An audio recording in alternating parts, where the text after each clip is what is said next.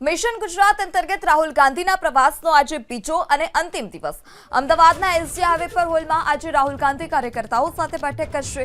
ગુજરાત કોંગ્રેસને મજબૂત કરવા રાહુલ ગાંધી માર્ગદર્શન આપશે। આ સાથે જ ભાજપ સામે લડવાનો કાર્યકર્તાઓને રાહુલ રસ્તો દેખાડશે। શુક્રવારે રાહુલ ગાંધીએ 6 કલાકમાં 5 મીટિંગ કરી। પ્રથમ બેઠક વિધાનસભામાં વિપક્ષ નેતા અને પૂર્વ પ્રદેશ પ્રમુખ સાથે કરી। બેઠકમાં અનેક સૂચનો પણ આપવામાં આવ્યા છે। બાદમાં પોલિટિકલ અફેર્સ કમિટીની બેઠક યોજાઈ હતી, જેમાં કોંગ્રેસ સમિતિના ઇન્ચાર્જ પ્રભારી પણ હાજર।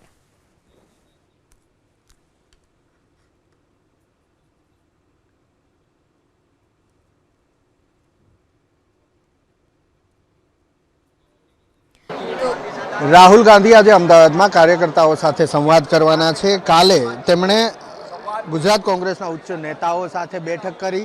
આ ઉપરાંત ગુજરાત કોંગ્રેસના જે ચૂંટાયેલા પ્રતિનિધિઓ છે તેમની સાથે બેઠક કરી।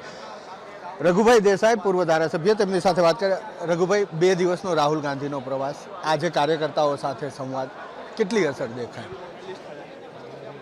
કોંગ્રેસમાં એક નવો પ્રાણ પૂરવા માટે રાહુલ ગાંધી જે કવાયત ચાલુ કરી છે, લોકસભાના અંદર દેશના વડાપ્રધાન અને હોમ મિનિસ્ટરને એમ કીધું હતું કે 27માં ગુજરાતમાં તમને હરાવીશું, એ જે ચેલેન્જ આપી છે એની તૈયારી રૂપે રાહુલ ગાંધીજી આજે ગુજરાત કોંગ્રેસની જે પરિસ્થિતિ છે એનો સાચો ત્યાગ મેળવવા માટે નાનામાં નાના તાલુકાના બ્લોકના પ્રમુખથી માંડીને કોંગ્રેસના કાર્યકરનો અવાજ અને જે પ્રશ્નો છે, શું કરવાથી કોંગ્રેસનું સંગઠન મજબૂત થાય અને એના માટેની આખી રૂપરેખા તૈયાર કરવા માટેની આ ભૂમિકા છે। રાહુલ ગાંધીના પ્રવાસથી ગુજરાતના કોંગ્રેસના કાર્યક્રમમાં એક નવો પ્રાણ ફૂંકાયો છે અને એક નવું જોમ અને નવો જુસ્સો દેખાય છે। રઘુભાઈ, જો ગઈકાલે બેઠક કરી હતી રાહુલ ગાંધીએ, એમાં કેટલાક કાર્યકરો, હોદ્દેદારોનો એવો પણ સૂર હતો કે કેટલાક લોકો એવા છે કે જે કોંગ્રેસમાં રહીને કોંગ્રેસને હરાવે છે, આવા ગદ્દારોને દૂર કરવા જોઈએ। 100% જે લોકો કોંગ્રેસમાં રહીને કોંગ્રેસને નુકસાન કરી રહ્યા છે, વારંવાર એમના માટે રજૂઆતો કોંગ્રેસમાં થતી રહી છે, પરંતુ કોઈ પગલાં લેવાતા નથી। એનો રોષ પણ કાલે અમે જોયો છે અને એની પણ રાહુલ ગાંધીને ખબર પડી છે। 100% આમાં પાર્ટી મજબૂત નિર્ણયો લેશે। આ અધિવેશનમાં મૂળ કોંગ્રેસમાં નવો સંચાર કરવા સાથે દેશમાં પણ કોંગ્રેસની આગળની શું ભૂમિકા રહેશે એના માટેનો આખો રોડમેપ તૈયાર કરવામાં આવશે। રઘુભાઈ, છેલ્લો સવાલ, જો જ્યારે આ રોષ બહાર આવ્યો ત્યારે એક યુવાન જે તાલુકાનો પ્રમુખ હતો, એણે એવું કીધું કે તમારી આજુબાજુ સ્ટેજ ઉપર જે બેઠા છે એ જ નુકસાન કરી રહ્યા છે, એમાંથી જ કેટલાક ગદ્દાર। નહીં, એમાં એવું કોઈના ઉપર યુવાનનું કહેવું નહોતું। તમારી આજુબાજુ એટલે કોંગ્રેસમાં બધા જ કાર્યકરો રાહુલ ગાંધીની આજુબાજુ જ હોય છે અને એમના જ છે। પાર્ટીમાં જે પણ લોકો નુકસાન કરતા હોય એ લોકોએ પાર્ટીમાંથી બહાર કાઢવા જોઈએ। એ બધાનો અવાજ અને સૂર છે। પાર્ટી એ બાબતમાં સારો નિર્ણય લેશે એવો અમને પણ વિશ્વાસ છે। ખૂબ ખૂબ આભાર વાત કરવા માટે રઘુભાઈ દેસાઈ। તો અહીંયા પૂર્વ ધારાસભ્ય નૌશાદ સોલંકી પણ છે, તેમની સાથે પણ વાત કરીએ। નૌશાદભાઈ, કેટલી અસર આ 2 દિવસની ગુજરાતની અંદર જ્યારે અધિવેશન મળવાનું છે?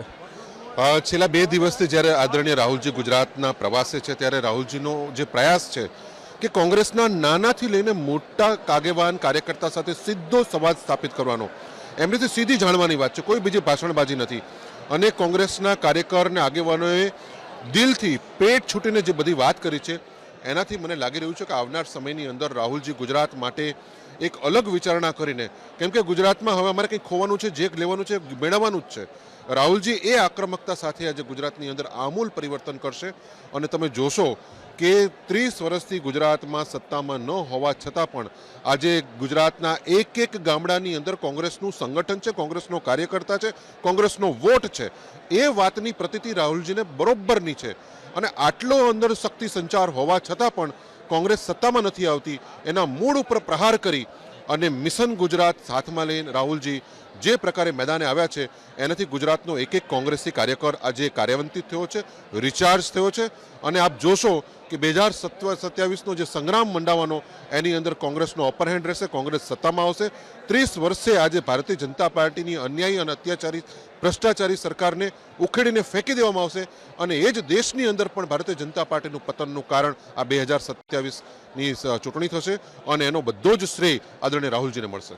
જો તમે કીધું કે પેટ છૂટી વાત થઈ હતી, તો એ પેટ છૂટી વાતમાં ક્યાંક રોષ પણ સામે આવ્યો હતો. રાહુલ ગાંધીએ જ્યારે સવાલ પૂછ્યો કે કેમ નથી જીતતા આપણે ગુજરાતમાં, તો કેટલાક લોકોએ એવું પણ કીધું હતું કે કોંગ્રેસમાં રહીને કેટલાક લોકો કોંગ્રેસને નુકસાન પહોંચાડે.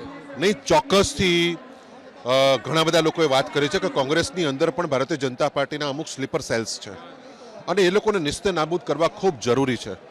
અને વખતો વખત એ લોકો સરફેસ ઉપર આવી અને કોંગ્રેસને નુકસાન કરી જાય છે અને એના કારણે ક્યાંક ને ક્યાંક અમે લોકો માર ખાય છીએ. પણ આવા લોકોને હવે બક્ષવાનો નહીં, એ એક લીટીની વાત એ કોંગ્રેસના બધા જ કાર્યકર્તાઓએ વાત કરી છે અને એ લાઈન ઉપર લગભગ બધા જ સંમત છે કે આવનાર સમયની અંદર આવા જે લોકો જે છે, જે કોંગ્રેસની અંદર કોંગ્રેસમાં રહીને જે નુકસાન કરવાવાળો તત્વ છે, એને કોંગ્રેસમાંથી હવે રજા આપી દેવાનો અથવા એને સાઇડલાઇન કરવાનો સમય આવી ગયો છે. ખૂબ આભાર. તો સુભાષિની યાદવ પણ અહીંયા છે, જે અહીંયા સહप्रभारी તરીકેની ભૂમિકામાં છે. मैम, 2 दिन का राहुल गांधी का ये दौरा है और उसके बाद अधिवेशन है. राहुल गांधी का चैलेंज है कि 2027 में कांग्रेस यहाँ जीतेगी. तो ये जो दौरा है उसकी असर वो चैलेंज पे कितनी रहेगी, आने वाले दिनों में अधिवेशन है उस पर कितनी रहेगी?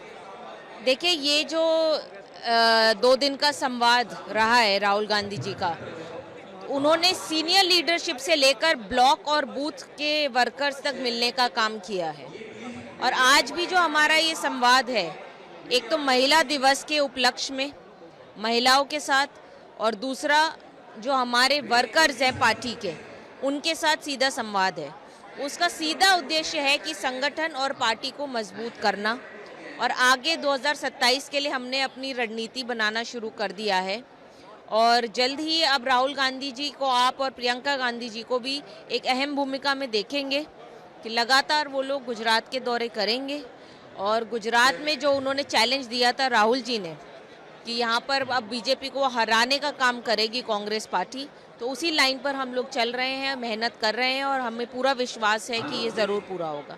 अच्छा, सुधांशु त्रिवेदी जो राज्यसभा सांसद है, बीजेपी के प्रवक्ता है, उन्होंने ये बात को इस तरह से लिया है कि राहुल गांधी की अगर बात करें तो उम्र 55 की है, दिल बचपन का है. जन्नत का ख्याल, सब जन्नत की हकीकत सबको पता है, ये ख्याल दिल बहलाने के लिए अच्छा है. देखिए, ये हमारी पार्टी का आंतरिक मामला है. पहली बात, ये हमारे पार्टी का कार्यक्रम है. अब बीजेपी भी अपने पार्टी का कोई भी संवाद या कार्यक्रम करती है तो उस चीज़ में हम लोग तो हस्तक्षेप नहीं करते हैं. तो वो भी माननीय सांसद हैं, इस तरीके की नॉन पॉलिटिकल बात अगर वो कर रहे हैं तो इससे झलकता है कि उनका भय बढ़ता जा रहा है. क्योंकि ये एक नॉर्मल प्रक्रिया है, एक नेता और एक पार्टी की लीडरशिप अपने जनता के साथ और अपने कार्यकर्ताओं के साथ आके जुड़ रही है, सीधा संवाद कर रही है, इसमें कुछ गलत नहीं है. बात पे नहीं, उसने 2027 में गुजरात जीतने पर ये बोला. मैं सिर्फ नहीं, उन्होंने जीतने पे बोला, पर मैं इसका जवाब ऐसे देना चाह रही हूँ कि ये एक नॉर्मल प्रक्रिया के चलते ये इनका टूर है. पर उसके बावजूद जो उन्होंने हाउस में चैलेंज देने का काम किया, कुछ तो होगा जो हमारी लीडरशिप को पता होगा. जनता का सेंटिमेंट, गुजरात में जो हालात हैं, आज महिलाओं के, आज महिला दिवस है, हर दिन गुजरात में 64 रेप केस दर्ज होते हैं.